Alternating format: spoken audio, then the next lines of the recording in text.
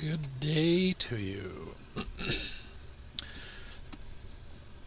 Today's video is a little bit longer because I actually was able to spend President's Day working on a bunch of different stuff. While I had set out initially planning to mill and finish the siding and the floor, the subfloor, I decided that I needed to do some smaller projects first. So the first project was that I discovered my sticker crate that you can kind of see in the corner there was a little bit too big, so it gets a little awkward to try and move that. So I figured I would grab some scrap and cut them down and then cut the sticker crate down, so it's actually going to be two crates going forward. That way it's a little easier to manage.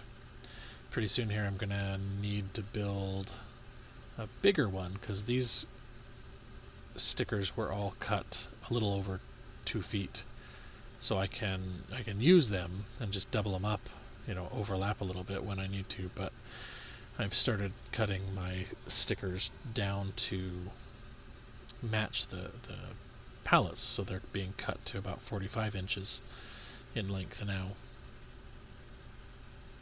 So I'll need a slightly modified sticker crate for those. And it might be that I end up just building a pallet specifically for these and maybe throw a roof on top of the pallet so that I can just move it wherever I need them and they'll always have a dry roof over the top. I don't know. That's something I just barely thought of, so I haven't fleshed that idea out. But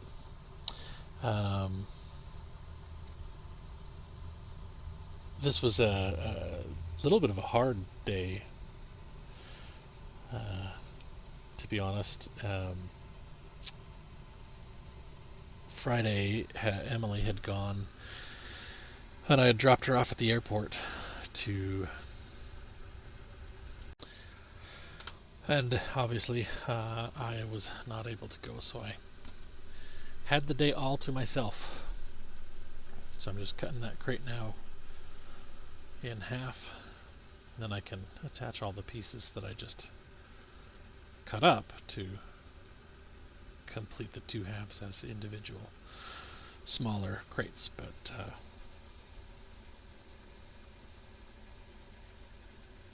it was a long weekend. Emily had a rough trip.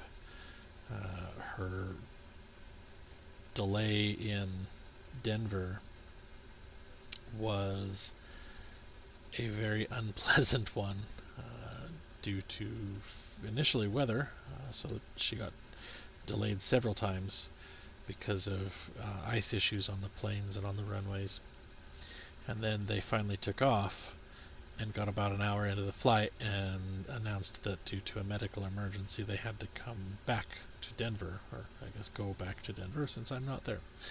But they had to go back to Denver to land, so that created additional delays. And then, to make it even better, the current flight crew was now past their allowable time, or I guess would be if they continued the flight or something. So now, on top of everything else, they had to wait for a new flight crew to arrive and take over serving the plane. It was a long night because I didn't get any sleep.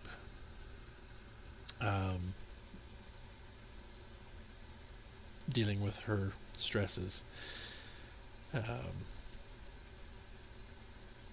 But she appreciated that fact because it meant that every time she had stress to deal with, that she was able to call or text and I would respond or answer immediately.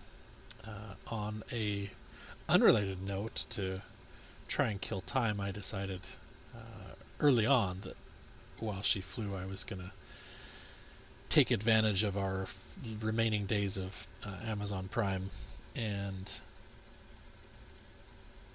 watch the last of the uh, Fast and the Furious movies, although turns out it wasn't actually the last, and I highly recommend not watching Fast X until they come out with the next one, because it's not like I'm not a big fan of split movies because I want to be able to finish a story.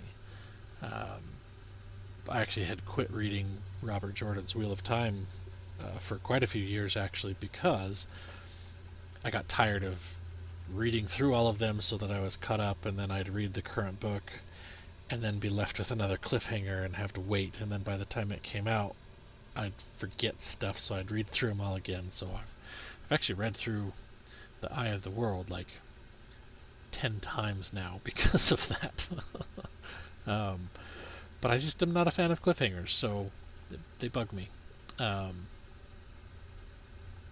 So you're watching Fast X, and I won't tell you anything to ruin it, but it's not even a cliffhanger. They're literally in the middle of the story, and the movie just stops.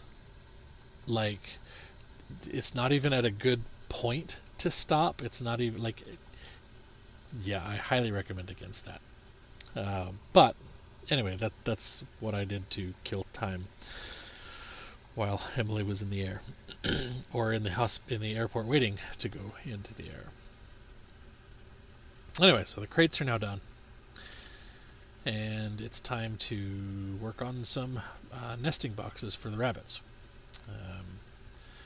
We have to do this every so often, just build new boxes, because I don't like the metal boxes. They would be cleanable, which would definitely be an advantage, but they don't really... I don't feel like they actually protect the kits very well. Although I guess technically they would have a whole lot of hay and fur protecting them, so maybe it's not an issue. So I don't know. Anyway, I don't mind. One of the nice things about it is, because we use real wood for these, when the rabbits decide they want to chew on something, they chew on the corners and ends of the boards, and we don't care, because it's real wood, and so be it, let them.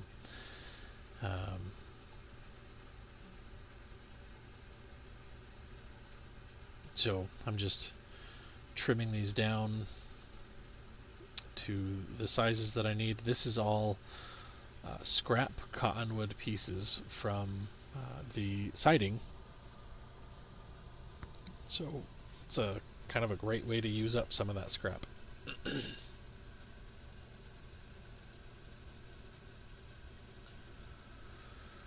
They're pretty simple to build. A big bottom, a couple of big sides, a little top, a little back, and a little front, and then just attach them all together. It's fairly straightforward. I did forget, usually I cut the front with an angle, but I forgot this time, and I'm kind of curious to see if the rabbits behave any differently, because if they don't need an angle cut there, then why bother?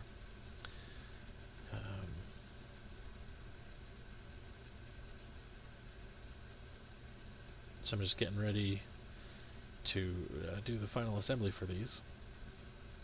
And one of the things I've been noticing is that the table saw has been increasingly more difficult to raise and lower the blade, and you probably notice there are a couple of boards there that I'm using to allow my work surface to be off the table. That's because at this point the blade actually wouldn't go down all the way anymore. So I'm going to spend some time working on that and fixing it. But this worked out to be a decent solution for the time being.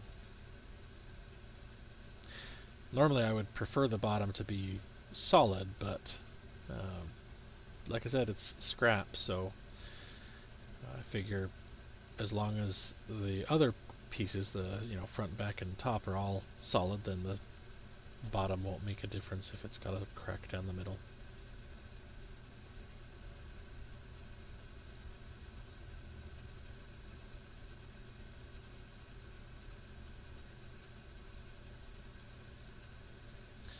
This is definitely one of those times where a nail gun is extremely handy.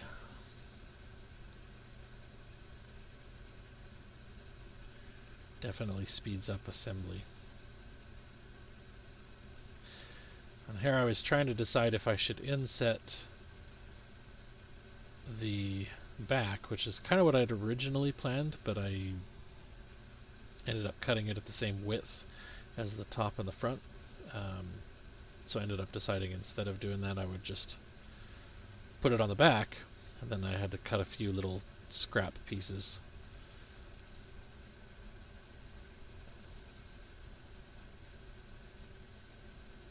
And then I can attach those and call it done.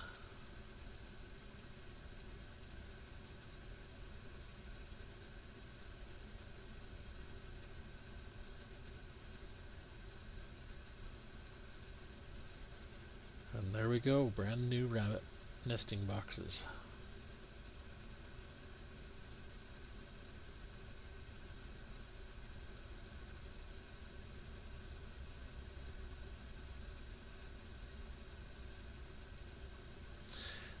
This winter has been kind of ridiculous, like super warm for some, for whatever reason.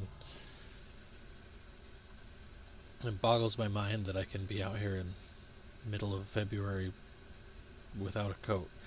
And part of that's probably that I'm still just used to, I still think about winter as a Utah, northern Utah weather, where it starts to snow in October.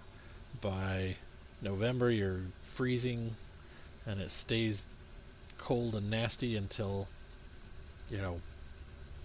March.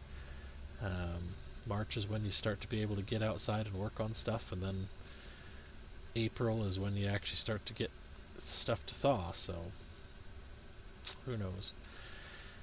So I'm trying to, the solution was actually pretty simple. It just had some sawdust that had started to pile up on the bottom of the shafts to raise and lower it. So I ended up just lubricating everything, and I was using the leaf blower to blow things out and realized I had an even more powerful source of air, so I pulled out the air compressor again. So now it's time to get started on a surprise for Emily. And this came about by a combination of just wanting to build her something that she would find beneficial and useful, and she really likes containers, so this would be a good thing to fit that need, to build something that also actually gives her a solution to a need that she does have, which right now she doesn't have any form of jewelry box, so there's no way to sort any of that. And then it also came about a little bit by a little bit of guilt. There were some issues and some, we'll just say, some hurt feelings over the scenario that led to not going on the cruise. And so I would get a little defensive when a cruise would get brought up. And I didn't catch the fact that she flew, or her flight was going through Denver. And I felt guilty about that, because had I been paying a little bit more attention, I would have realized she was flying through Denver in the middle of winter, which basically is guaranteed to cause delays. So I felt somewhat guilty over not having solved or not having prevented her delays. So I figured I would try and make something particularly nice. The challenge with that is that I actually have no clue what I'm doing. I don't have anything really designed per se, so I'm just kind of flying by the seat of my pants and eyeballing things. I do know that I have to, obviously mill things down, and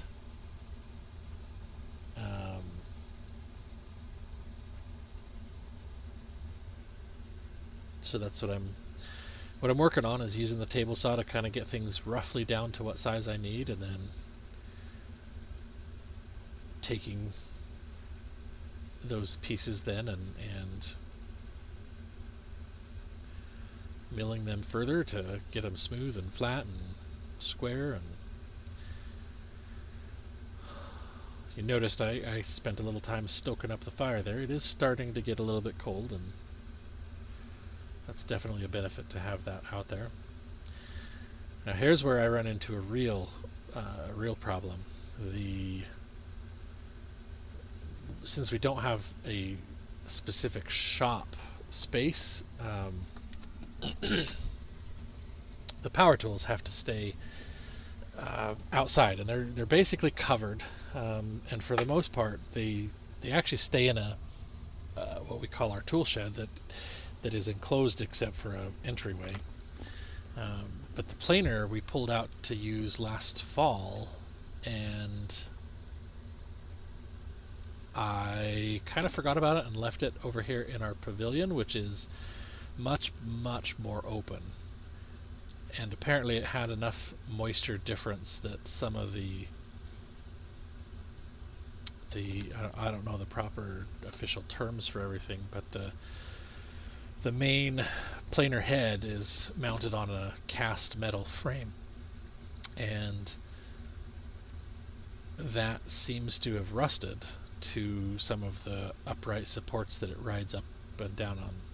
At first I thought the problem was that the chain or the lifting crank was causing it to get stuck, and so I'm working on trying to sort that out. And you can see that 3 of the 4 are gliding just fine,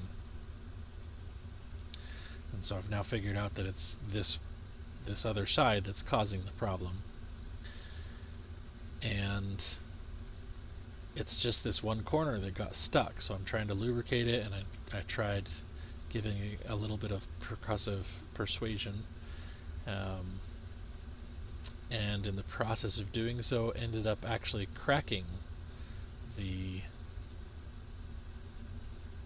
housing itself. So at the moment it's not repairable. I might be able to get that to like fix down the road if I can figure out what type of metal it is, because I don't think it's cast aluminum. I'm not entirely sure it's cast iron. I know it's not cast iron. I'm pretty sure it's not cast aluminum. If it is aluminum, I could technically weld it, but I'm not sure. And then if it's not cast aluminum, then I have no clue. It's probably some kind of zinc compound, or who knows, in which case there's no way I can weld that. So I'm not entirely sure where to go with it or what to do with it, but for the time being, it's just gonna sit until I make a decision. So I did end up getting it to slowly move up and down, but what I really need to do is pull it off and basically remount the hole and sand and polish the posts. But this is where I discovered that it's actually cracked, so it's still binding even though I was able to get it to move. The head does work, the motor itself works.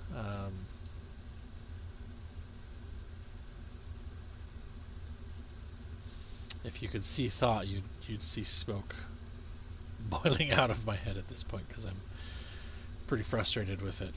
It's been a decent planer. I mean, it's going on 20 years old. It's been a good planer to have. It was definitely worth the purchase, although I don't feel like I can replace it now, because I've learned over the years, and Ryobi fans will hate me for this, but I don't trust Ryobi tools anymore. They used to be really nice tools, quite quite surprisingly good tools for their price, actually. But I bought a table saw, and I used it hard. A little tiny 10-inch Ryobi tabletop saw, and I worked it harder than I should, and ended up burning out the motor at one point. So I bought the exact same saw like 12 years later, and I wish I were exaggerating. I bet 50 to 60% of it was now plastic. It weighed less than half what my original table saw did. And I know that for a fact, because I would actually use the old table saw as an extension. So I'd clamp them both to the table so that I had a longer working area. And every time I would move the new table saw, I would just pick it up like it weighed nothing, and I would pick up the other one and just always be surprised and amazed at how much heavier it was. The top was a thicker cast iron table surface. I mean, just everything about it was better. I ended up actually giving that new table saw away to a friend, and ended up buying this particular table saw from a different friend, because he bought it as part of his home construction project. He did one of those sweat equity neighborhood development things where everybody helps build everybody's houses, and everybody's required to buy certain tools so that they can all do the work. And once the house was complete, he had no use for it, and it was used pretty hard. It had a few nuts and bolts missing, and had a few things that needed to be taken care of. But it's definitely served me well over the years. I've had this now for, going on 8 or 9 years, I think. And it's still been a good table saw. I do, however, look forward to upgrading it at some point in the not too distant future. So what you're seeing here, just for the record, is not the safe way to handle making thinner boards. The table saw is definitely not the best option for resawing boards. It's not the best option for trying to plane boards. This is extremely risky and dangerous, but it's the only way I have at the moment, and so it's what I'm going for. So I'm planing things into some thicker pieces for the sides, and the top I actually decided to do a live edge on the front, and then that's what I'm cutting right there. Although it finally got cold enough out that I decided I needed to put my jacket on, because I didn't want to try and light the fire anymore. I kept thinking I was almost done for the night, and every time I'd make a cut, I'd think, I should just do this next one cut too. So I didn't end up restoking the fire. So it did get kind of chilly. But anyway, so I have to say, don't use my example as an example of how to do things. But the table saw does work for doing that if you have to in a pinch. So what I'm doing here is trying to cut grooves for rabbits and dados and whatnot. Now, the table saw will do those tasks, but it doesn't really. I have a router table. I just for some reason forgot that it existed, and had I gotten the router table out, this portion of the build process would have actually gone quite a bit easier. I probably would have had tighter fitting joints too, but that's okay. It is what it is. And I do have to apologize for forgetting that the camera was there, and so you only, get to see what I'm not blocking, but you can still see the progress. As of today, the box is not quite complete, because Emily got home, and so I no longer had time to just spend on it. And we we found out that we have a friend who's been giving us some furniture because they bought a house, and the people who sold it ended up leaving a bunch of stuff. And we figured, hey, why not? As we develop, we can use it. So we now have a kitchen table and 4 chairs. They're hiding in my tool shed until we have a place to put them. So we're trying to rush to see if we can't get the spare room at this point finished up as quick as possible, so that we can actually put them in there, because they actually gave us a really nice leather reclining love seat, which we're very excited to be able to use because we haven't had a couch for a very long time.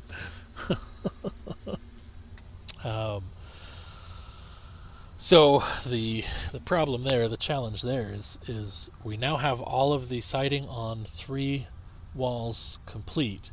I've got to get some trim done and then get the battens up so that it'll actually be airtight, or wind tight at least, and then we can safely have the couch and the table in there, and we'll just kind of set them up as a spare room as I work, and we'll just cover them with a cloth or something as I'm cutting and whatever. But we need some longer